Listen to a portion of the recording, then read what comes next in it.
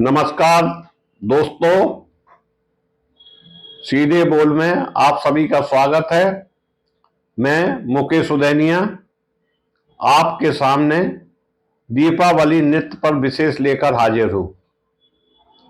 दीपावली नृत्य देखकर कौन नहीं मचलेगा।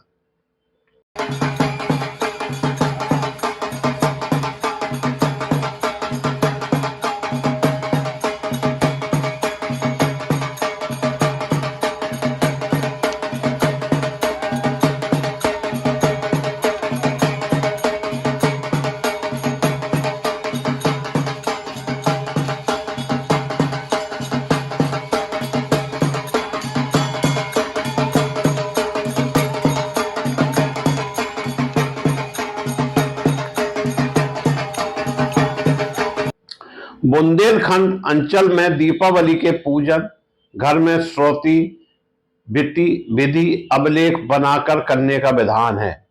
इसके साथ साथ यहाँ आंचलिक ललित कला देखने लायक होती है। बुंदेलखंड की खास पहचान दिवाली में दिवाली नृत्य का बघार ना लगा हो तो दीपावली अधूरी सी लगती है।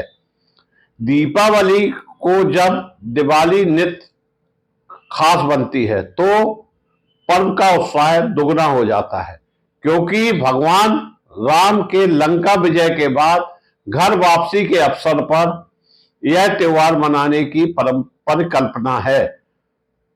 सो बुंदेलखंड के चित्रकूट में इस उत्सव की छठ देखने लायक होती है। बुंदेलखंड अंचल में दीपावली पूजन कथा घर में बनी श्रुति आलेख और इसके साथ साथ दिवाली नृत्य का विशेष विधान है। इस वित्तीय आलेख में यहाँ की आंचलिक ललित कला देखने लायक होती है और यहाँ पर तब तक पूरा नहीं कहा जा सकता जब तक कि इसमें बुंदेलखंड की खास पहचान दीपावली नृत्य का बघार ना लगा हो। एक समय था जब हर गांव गली दीपावली के मौके पर यह नृत्य देखने को मिलता था, लेकिन समय के साथ साथ अब यह नृत्य लुप्त सा होने लगा है। जबकि पूर्व में शायद ही ऐसा कोई घर हो जहां दिवाली खेलने ग्रामीण क्षेत्र के लोग ना आते हों। इसका विशेष महत्व समझा जाता है, परंतु यह परंपरा आधुनिक चकाचौंध में धराशायी होती जा रही है। पूरे वर्ष इस पर्व का लोग इंतजार करते थे। आज वही पर्व रस्म तक सीमित होकर रह गई है। वैभव के लिए गणेश लक्ष्मी का पूजन किया जाता है और पुरानी परंपरा में लक्ष्मी स्वयं बुंदेलखंड में कई वर्षों तक निवास करती रही हैं। प्राचीन कथा की माने तो कुठौन क्षेत्र के एक उपाध्याय परिवार के प्रमुख रोज सुबह यमुना नहाने जाते थे। एक दिन रास्ते में उन्हें लक्ष्मी जी मिल गईं। उन्होंने पूछा कि आप कहाँ जा रहे हैं, तो उन्होंने जवाब दिया कि यमुना नहाने। लक्ष्मी जी ने कहा कि हम तुम्हारे घर आ रहे हैं, और लक्ष्मी जी उनके घर में अपना वास बना लिया था। देखते देखते वहां धन धान और ऐश्वर्य बढ़ने लगा। इस तरह की अनेक कथाएं सुनने को मिलती हैं। दोस्तों, पहले की तरह बुंदेली व्यंजन बनाए जाते थे, परंतु अब लोग इन व्यंजनों को धीरे धीरे भूलते जा रहे हैं।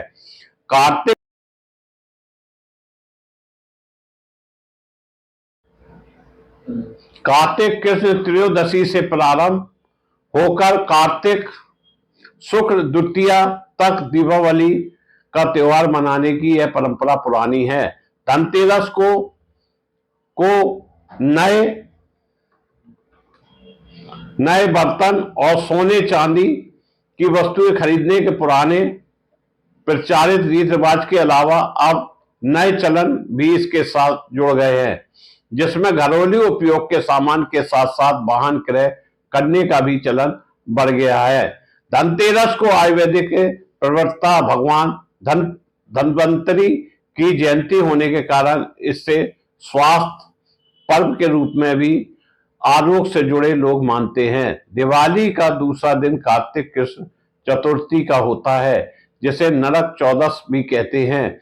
बुंदेलखंड अंचल में ऐसी मान्यता है कि नरक चौदस के दिन यदि कोई मर जाए तो उसे सतगति नहीं मिलती और नरक भोगना पड़ता है। इसलिए लोग ईश्वर से प्रार्थना करते हैं कि इस दिन कोई परिजन ना सुधारें। दीपावली का मुख पर दीपावली कार्तिक कृष्ण अमावस्या को मनाया जाता है। दीपावली की पूजा घर के उस भाग में जहां परंपरागत से होती रही हो, घर की दीवार पर स्रोती बनाकर की जाती है। स्रोती ऐसा भित्तिक आलेख होता है जिसमें दीपावली के सभी चरणों को दर्शाया जाता है और इसे विभिन्न अलंकारों से सजाकर बनाया जाता है। दिवाली की रात पूजा के बाद प्रत्येक कमरे में दिए जलाकर रखे जाते हैं। लोगों को विश्वास है कि लक्ष्मी जी का पदार्पण नाले के रास्ते से घर में होता है, जो नाले पर भी इसीलिए नाले पर भी दीपक रखने की परंपरा है। दिवाली का चौथा दिन शुक्ल प्रतिपदा अर्थात गोधन पर पूजा के रूप में गोधन धन पूजा के साथ मनाया जाता है और घर परिवार के सभी लोग इकट्ठे होकर घर के आंगन में गोबर से गोवर्धन की आकृति बनाते हैं और उसे दाल भात अन्नकूट से पूजन कर प्रदक्षिणा करते हैं। घर की महिलाएं गोधन के उबले बनाकर रख देती हैं। जब फसल कटती है तब इन उबलों को देई पर रखने का रिवाज है। गोवर्धन के अगले दिन भैया दूज होता है, जिसे घर के दरवाजे पर गोबर से दूज की आकृति बनाई जाती है। इस पूजा में सिर्फ महिला ही हिस्सा लेती हैं। इसमें एक कहानी कही जाती है। पुरुषों के लिए इस पूजा को न देखने का विधान है। दिवाली पर्व तक पूरा नहीं कहा जा सकता है जब तक कि उसमें दिवाली नृत्य का बघार ना लगा हो, क्योंकि यह बुंदेलखंड की खास पहचान है। यह नृत्य प्रायः अहीर जाति के लोगों से परंपरागत रूप से जुड़ा है और समूचे बुंदेलखंड में इसका प्रचलन है। दिवाली नृत्य करने वाले नर्तक फुदक कर रंग बिरंगे जांघिया पहनते हैं और मुख्य नर्तक मोर पंख की मुठ हाथ में लिए रहते हैं, जबकि बाकी पीठ की ओर जांघिया में खोसे रहते हैं और उनके हाथ में डंडे होते हैं और कमर में घुंघरू धारण किए रहते हैं। दिवाली नृत्य की ढेर